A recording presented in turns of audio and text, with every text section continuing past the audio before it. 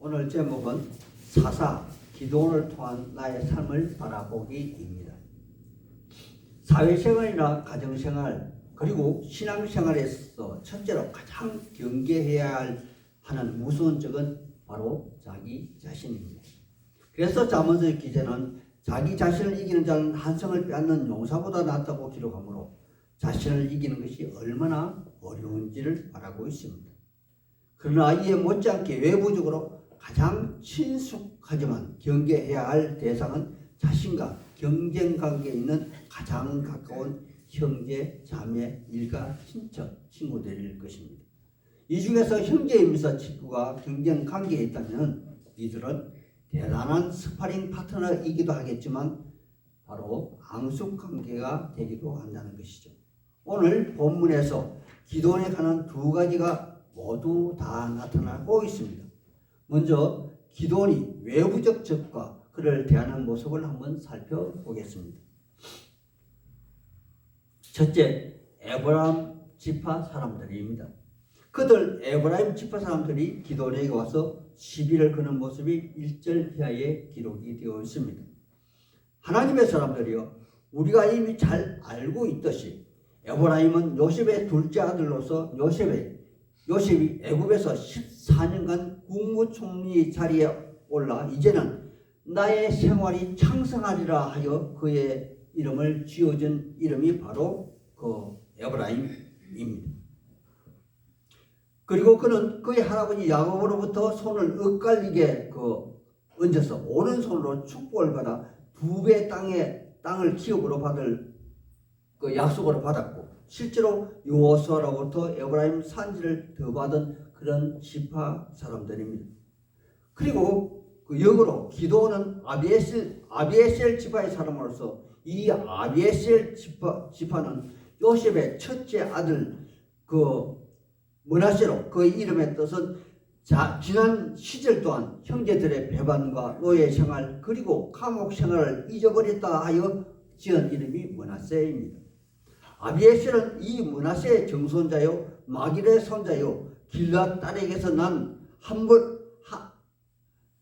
함볼레게시의 아들 중에서 이름한 그러한 사람으로서 각 지파의 족보를 기록한 역대상 중에 므낫세 지파를 소개한 것이 바로 역대상 7장에 기록이 되어 있습니다. 이처럼 조상 때부터 므낫세 지파보다 각종 위에 있었던 에브라임 지파가 그것도 므낫세 줄기에서 난 아비에셀 지파의 기도원에게 모든 공적이 돌아가는 것을 시기하여 본문에 등장하고 있습니다. 그들은 이유 없이 크게 소동을 일으키며 기도원에게 방문합니다. 왜? 미디안을 치러 갈 때에 우리 에브라임 지파를 부르지 않고 너희만 올라가서 그 모든 공적을 독차지하느냐 그렇게 질문하고 있습니다. 하나님의 사람들이요 이러한 공시에 기도원은 참 할 말이 많았을 것입니다. 하지만 기도원은 한마디 변명도 하지 않습니다.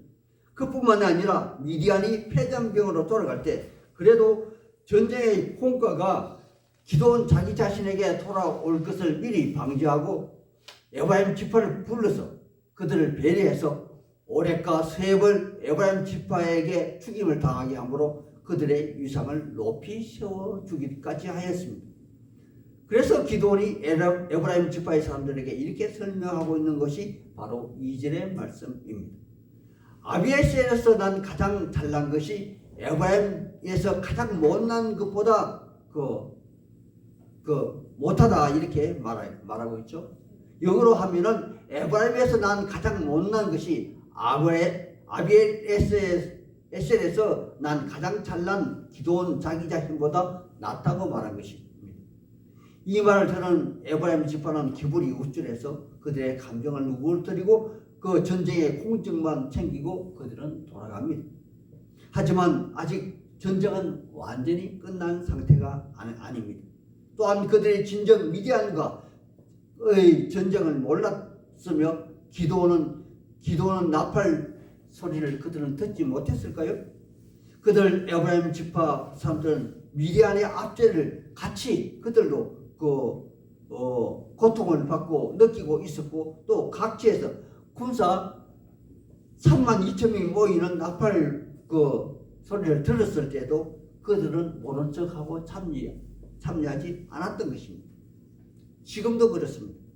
10절에 보면 오렉과 스웹 등 위대한 방백을 이끌고 온 군사 12만 명은 하나님이 직접 몰살시켜 주셨지만 아직 전쟁의 장본인인 미디안의 연합국인 왕인 세바와 살문나는 전쟁터에서 벗어나지 않고 갈고리에 있었으며 그들은 여전히 1만 5천 명으로서 300명보다는 여전히 50배가 많은 그런 군사를 거니고 건재한데도 그들은 기드온을 내버려 두고 그들은 자기 처소로 돌아간 것입니다.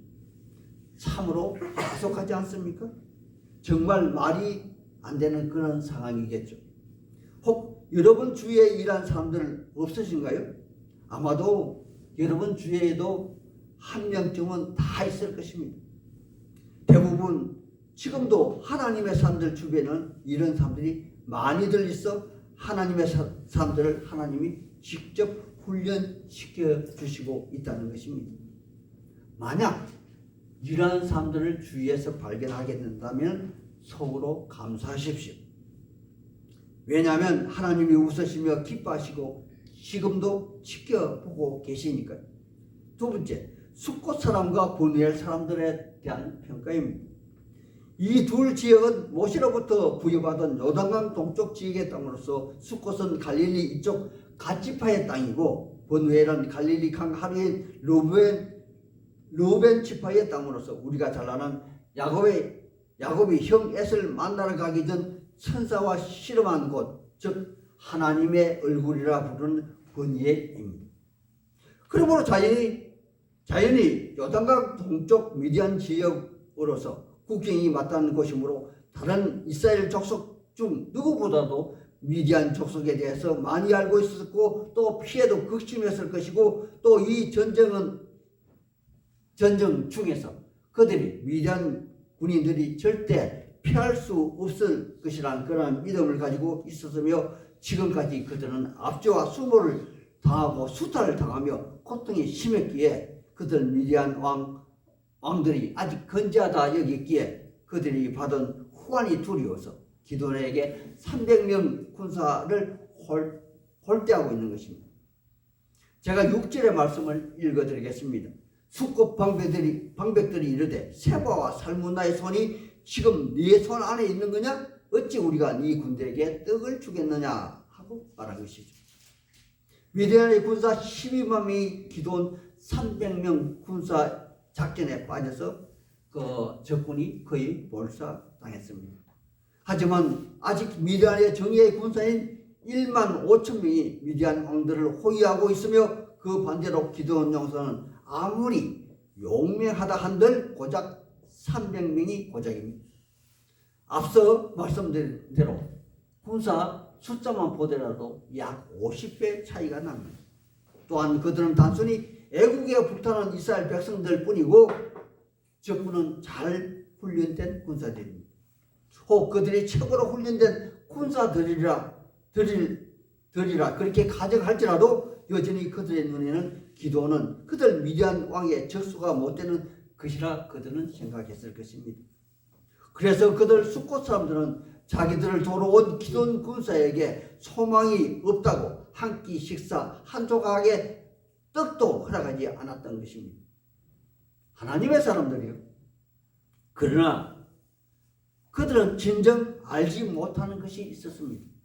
그것이 무엇이냐면 그들은 단지 현실에 나타나 있는 것, 눈에 보이는 것, 그리고 논리적으로 타당한 것에만 존재하는 것으로 그들은 알고 있었다는 것이죠.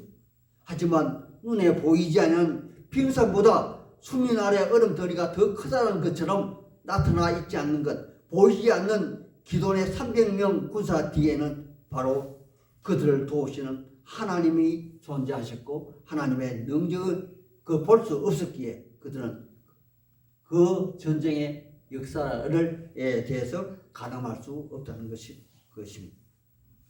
히브리서 11장 신약 성경 히브리서 11장 1절의 말씀에 이런 말씀이 있습니다.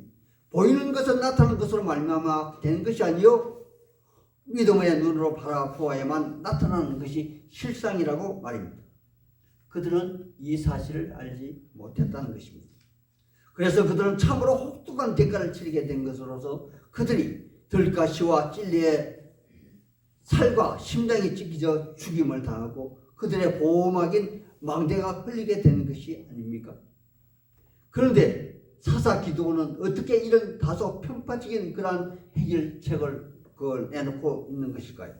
왜 기도는 첫번 에브라임 지파는 선대하여 돌려보내고 석국과 분우엘 지파는 죽였을까요? 그것은 에브라임 지파는 단순히 소극적으로 전쟁에 참여하지 않았을 뿐이고 석국과 분우엘 사람들은 적극적으로 행동했기 때문이라 저는 생각했습니다. 5절에 기도원이 말하기를 나를 따르는 백성 군사들이 아닌 백성들이 잘 훈련된 군사 5천을 추격하러 가는데 피곤하니 먹을 떡을 달라고 했는데 그들은 배고프고 허기진 피곤한 상태로 최고의 정예의 그 군대인 잘 훈련된 군사 그 5천 명과 싸우다 죽으라고 떡을 주지 않았던 것입니다. 이는 나중에 미디안 왕들로부터 약간의 위로를 받을 수 있는 그들만의 계산에서 나온 것입니다. 그들의 이런 마음은 참으로 고약한 것이죠. 그래서 그들은 그들 마음이 품은 대가로 죽임을 당한 것입니다. 여호와 하나님의 사람들이요, 하나님은 외모로 사람을 보지 않고 심령을 살피시는 그러한 분이심을 절대 잊지 마십시오. 그럼 다음으로 기도원의 신앙과 그의 삶 내부의 적에 대해서 제가 한번 살펴보겠습니다. 왜 기도원이 하나님께 선택이 되어 모세와 여호수아와 같은 그러한 보호를 받았는지에 대한 설명입니다. 첫째, 18절에서 21절의 기도는 미디안의 두 왕 세바와 살문나를 사라자와 신문을 하는 장면을 우리는 볼 수가 있습니다. 기도는 그들에게 그들이 행한 행적에 대해서 질문을 합니다. 그들 미디안이 다볼산에서 죽였던 사람에 대한 질문이죠. 아직까지 가나안 땅에는 이스라엘이 다 정복하지 못하고 아직도 가나안 족속들이 살고 있었으므로 세바와 살문나가 죽인 사람이 이스라엘 족속이 아니면 살려주고자 했었던 것입니다. 그는 약속을 받은 선민 이스라엘 사람으로서 누구보다도 자기 민족을 사랑했고 또 비록 적국의 왕이라 할지라도 공정한 재판을 하기를 원했던 것입니다. 그러므로 그는 그들의 말을 들었고 그들의 공격에 따라 판단했습니다. 기도는 그들이 그들의 입으로 이스라엘 동족을 살해했음을 자백받았고 그들이 인정한 재판을 하기에 이른 것입니다. 그는 이 과정에서 어느 총부의 아버지와 일반으로 소심한 아들이 장부의 기계를 갖게 하기 위해서 무던히도 애를 쓰는 그러한 흔적을 우리는 찾아볼 수가 있습니다. 두 번째, 승리하고 돌아온 기도원에게 이스라엘 백성들이 취한 행동에 대한 그에 대한 답변의 말씀입니다. 22절에 당신이 우리를 미디안 손에서 구원하여 내었으니 당신과 당신의 자손이 대대손손 왕이 되어 우리를 다스려 주소서라고 한 구절이 있습니다. 아마 지고와 남녀노소를 막론하고 이러한 제안을 받는다면 이성이 있는 사람이라면 가슴이 뛰고 심장이 터질 것 같은 그러한 희열을 느끼며 좋아하지 않을 사람은 별로 아마 없을 것입니다. 하지만 기도는 자기 자신이 누구인지 알았고 또 하나님을 만났기에 그는 하나님만이 진정한 왕이심을 그는 알았다는 것입니다. 23절입니다. 내가 너희를 다스리지 아니하겠고 나의 아들도 너희를 다스리지 아니할 것이요 오직 여호와께서 너희를 다스리리라. 이 말씀은 사사기를 대표하는 말, 그때에 이스라엘 왕이 없으므로 그들이 여호와의 목전에서 악을 행하며 그들의 속인에 옳은 대로 행하였더라 기록된 말씀에 정면으로 반대되는 그러한 말씀입니다. 이 23절의 말씀이 기도원을 기도원 되게 한 그러한 대표적인 그 말씀이라 그렇게 사례됩니다. 이 말 한마디로 하나님은 기도원을 모세와 여호수아와 그러한 같은 반열에 올려놓았으며 모세와 여호수아에게 한 약속, 똑같은 약속을 그에게 하고 있다고 저는 생각했습니다. 사사기 6장 13절에 여호와께서 너와 함께 하시도다. 또한 저는 개인적으로 이런 생각도 해보았습니다. 요셉의 아버지 이스라엘 야곱의 엇갈린 축복 때문에 출애굽 과정에서 에브라임 지파는 계속적으로 우두머리 지파에 속해 있었고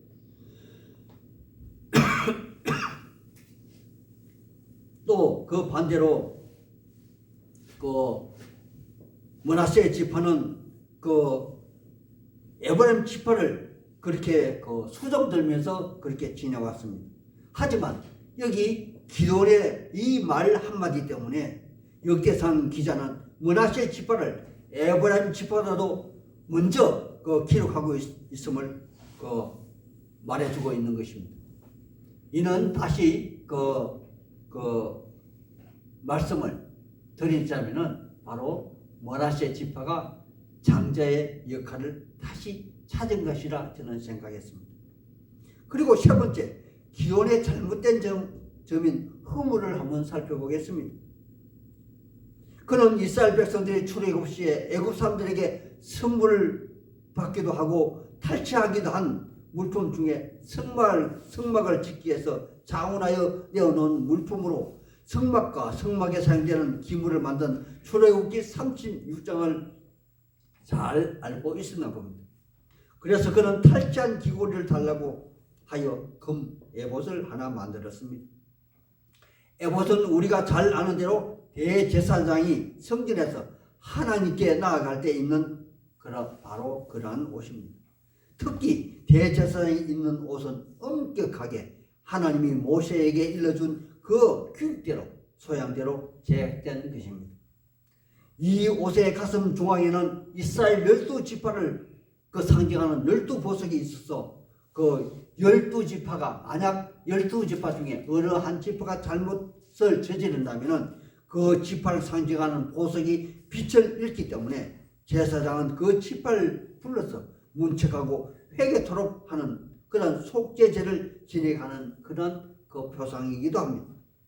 또한 12보석 안쪽에는 우림과 둠빔이 있어서 이스라엘 백성들이 옳고 그름에 대한 해야 할 일과 하지 말아야 할 일을 판단하는 그러한 그 귀한 그 하나님의 판결이 있습니다. 기돈이 이 대제사장의 옷을 만들었다면 당연히 그는 실로의 성막에 있는 곳에 두어야 하지 사설의 자기 처소에 두어서는 안 되는 것입니다. 또한 이 옷은 누구나 아무나 볼 수가 있는 옷이 아니고 오직 아무 때나 입는 옷도 아니기에 오직 레위인이 대제사장만이 제사 지낼 때 입는 하나님께만 보여지는 그러한 옷입니다. 따라서 이 에봇은 전시품도 장식품도 아니기에 므낫세 지파인 그가 소유하지도 입지도 못하고 심지어는 볼 수도 없는 것이므로 그가 그 자신의 처수에 일반인에게 공개적으로 전시를 했다면 잘못되어도 한참 잘못된 것입니다. 그러므로 이에 대한 지식이 부족했던 일반 백성들이 12보석의 판결 훈표와 우림과 둠빔을 오해하여 오늘날 우리가 그 행하는 일반 무속 행위와 같이 개인의 앞날에 대한 점치는 그러한 행위를 하기에 이르는 것입니다.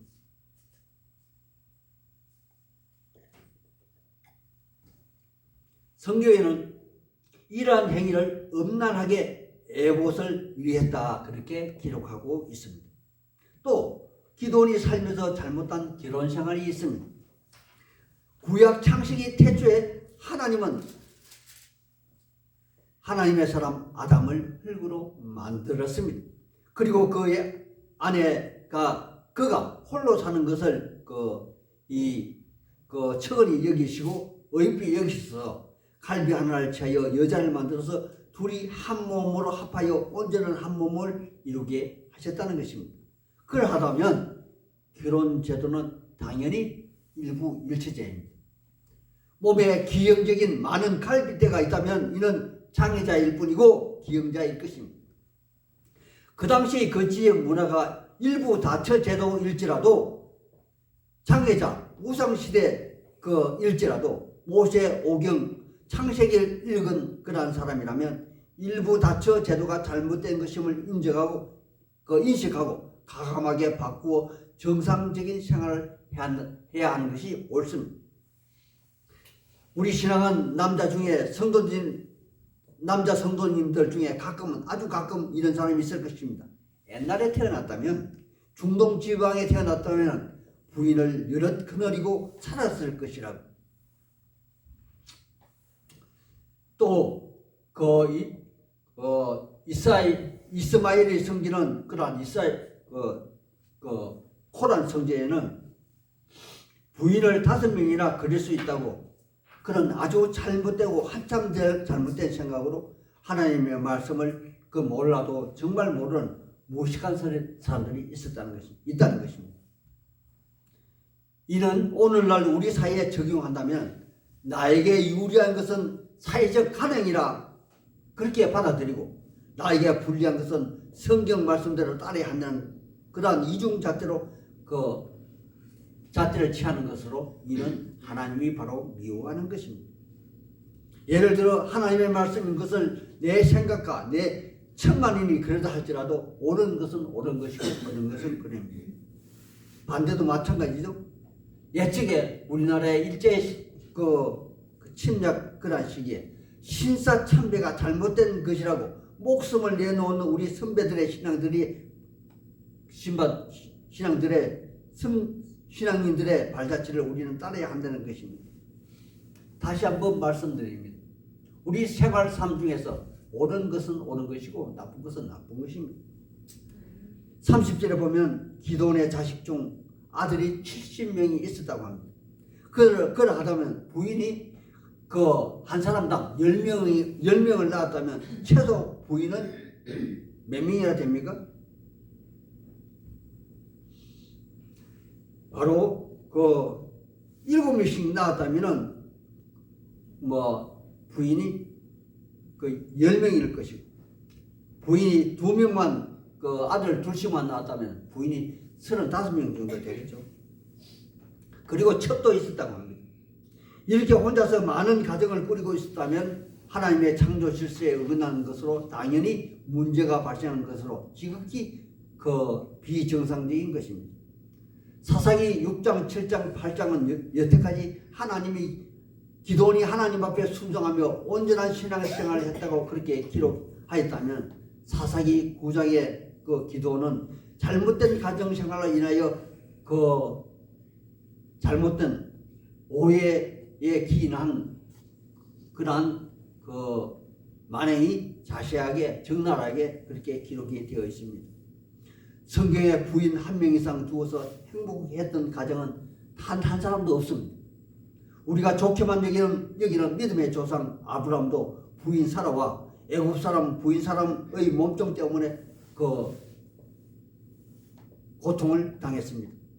우리가 성공원이라고 칭하는 다윗도 친구이자 부하인 우리아의 아내를 자기 부인으로 맞이하고 난 이후에는 그와의 사이에서 난 첫째 아들이 죽었고, 또 다른 자식들 간에 간통도 있었고, 또 마침내 아들이 아버지를 몰아내고 대신 왕의 자리를 탐내는 그러한 아들과 목숨을 건 그러한 전쟁하는 사실도 기록이 되어 있다는 것입니다. 그리고 그의 아들 세상의 최고 부자 왕이었던 솔로몬도 마찬가지입니다. 그는 스스로 모든 것을 다 얻다 장담했지만 여러 부인 때문에 모든 것인 하나님을 그는 잃어버렸습니다. 구약 성경 느헤미야 13장 26절에는 솔로몬 왕이 이방 여인을 받아들여서 하나님께 범죄하였다, 그렇게 솔로몬 왕을 악평하고 있는 것을 우리는 볼 수가 있습니다. 이제 말을 마치려 합니다. 하나님의 사람은 하나님 앞에 바로 서야 하고 또 사람 앞에 바로 서야 합니다. 특히 가장 가까운 사람, 배우자, 남편, 아내 앞에 바로 서야 합니다. 우리 이곳에 계신 하나님의 사람들은 사사, 기도를 통해서 올바른 신앙은 받아들이고, 또 반대로 가정생활, 잘못된 가정생활은 잘못된 것이기에 우리는 우리 삶에서 반복하여 그러한 실수를 하면 아니 되겠다는 것입니다. 즉 외부의 적과 내부의 자기 자신에 대한 적을 잘 파가여 처신함으로 우리 이 땅에서 행복한 지상 천국을 누리는 그러한 삶을 살아가기를 소망하고 축복하는 바입니다. 아멘.